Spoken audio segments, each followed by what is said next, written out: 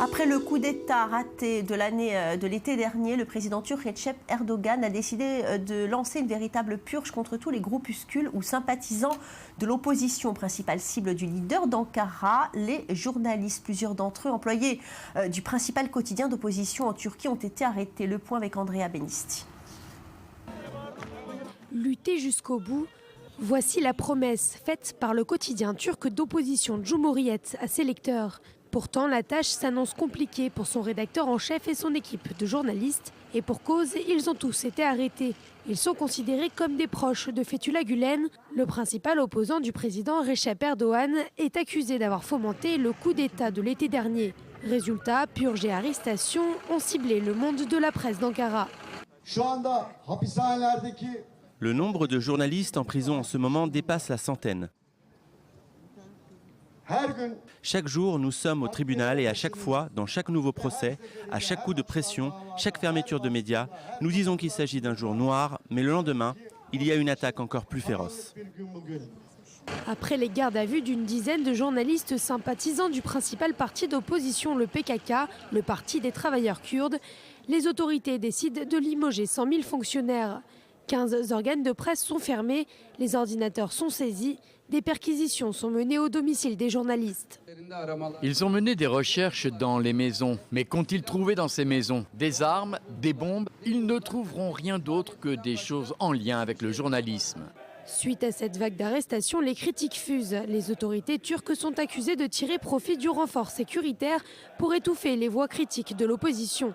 Selon l'association des journalistes turcs, près de 105 journalistes ont été arrêtés et 170 organes de presse ont été fermés depuis le 15 juillet dernier.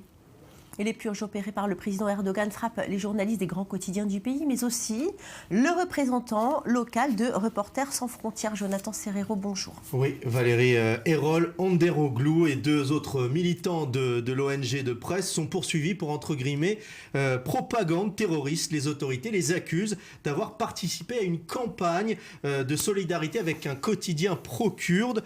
Tous ces journalistes ont même passé une dizaine de jours en prison cet été avant d'être laissés en liberté conditionnelle avant leur procès. Un procès qui s'est ouvert il y a seulement quelques jours. Une dizaine de membres de leur comité de soutien se trouvaient d'ailleurs devant le tribunal à Istanbul pour protester contre la censure imposée par le régime d'Erdogan. On va écouter tout de suite le représentant de RSF en Turquie et une autre journaliste mise en examen. Les journalistes sont exposés à une croissante pression judiciaire, de plus en plus arbitraire dans la mesure où nous nous trouvons en période d'état d'urgence. Et on assiste en fait de manière plus générale à l'extinction de la société civile et des milieux des droits de l'homme en Turquie.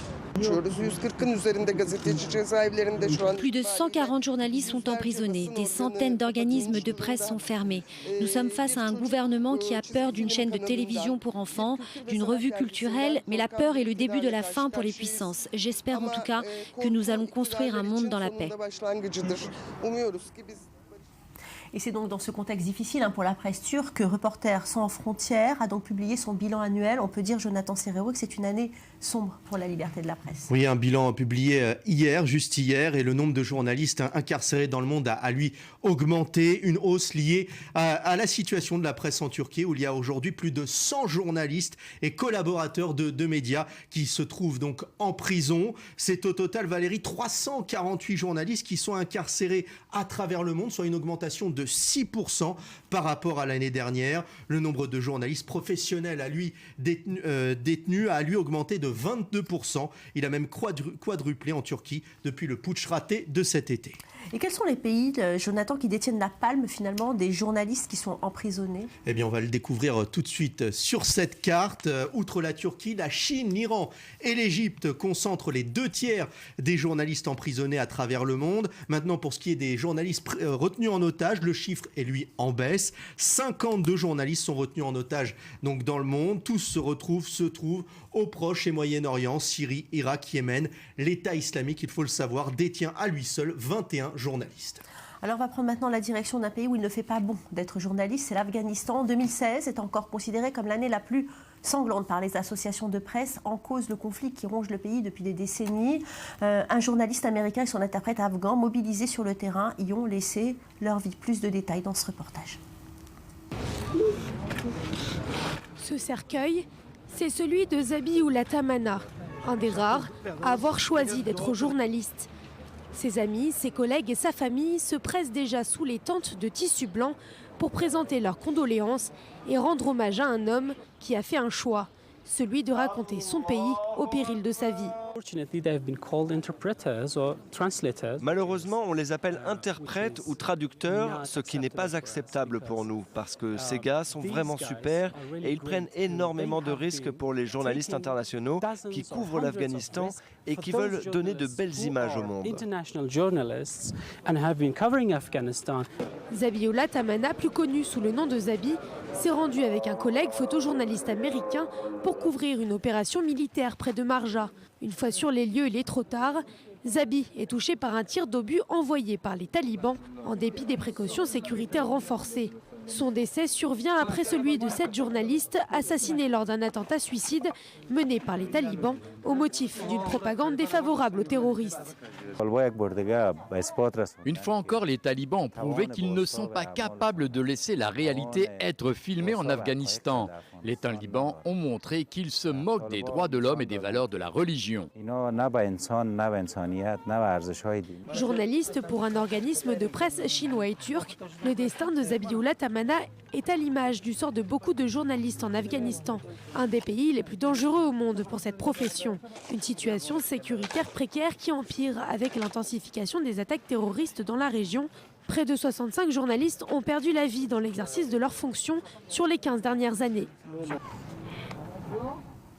Et je propose maintenant de nous intéresser au journal Charlie Hebdo. Figurez-vous que ce journal exporte son humour. Le 1er décembre dernier, l'Allemagne a découvert la première version allemande du célèbre journal satirique. On parle de Collector. Et si les marchands de journaux s'en réjouissent, eh bien ce n'est pas toujours le cas des habitants. Julie Beau, bonjour. Bonjour, oui Valérie, le célèbre journal s'exporte et il a sorti sa première version étrangère, tout simplement pour prouver que l'humour est partout et même en Allemagne. Et pour ce premier numéro tiré à 200 000 exemplaires, eh bien Charlie Hebdo affiche en une la chancelière allemande Angela Merkel qui vient d'annoncer qu'elle se représentait pour un 4e mandat, mêlée à une caricature du constructeur automobile Volkswagen récemment touché par le scandale des moteurs diesel truqués. Alors on y voit Angela Merkel affalée sur une rampe hydraulique où il est écrit « Volkswagen soutient Merkel », tandis qu'un salarié de Volkswagen déclare un nouveau pot d'échappement et c'est reparti pour 4 ans. La deuxième page, elle aussi, est consacrée, on le voit en image, à la chancelière avec 9 dessins la présentant dans diverses postures pas toujours flatteuses. Et comme vous l'avez si bien dit Valérie, ces caricatures ne semblent pas plaire à tout le monde. On écoute. Ça ne correspond pas vraiment à mes goûts, je ne l'achèterai pas. Pourquoi ? Merkel est-elle si vilaine ? Son image est-elle si mauvaise que ça en Europe ? Moi j'aurais bien vu Orban ou d'autres du même genre, plutôt que d'attaquer Mouti. Alors pour ce premier numéro, rien ne change. Charlie Hebdo a conservé son logo. Le journal compte toujours 16 pages. On retrouve les mêmes plumes de journalistes, les mêmes dessinateurs. La seule chose qui change, eh bien, c'est en allemand. Les titres, les textes et les blagues sont en allemand. Et puis, il y a des textes qui ont été exclusivement créés pour cette version allemande. Alors justement, pourquoi avoir choisi l'Allemagne pour lancer sa première édition étrangère, Julie ?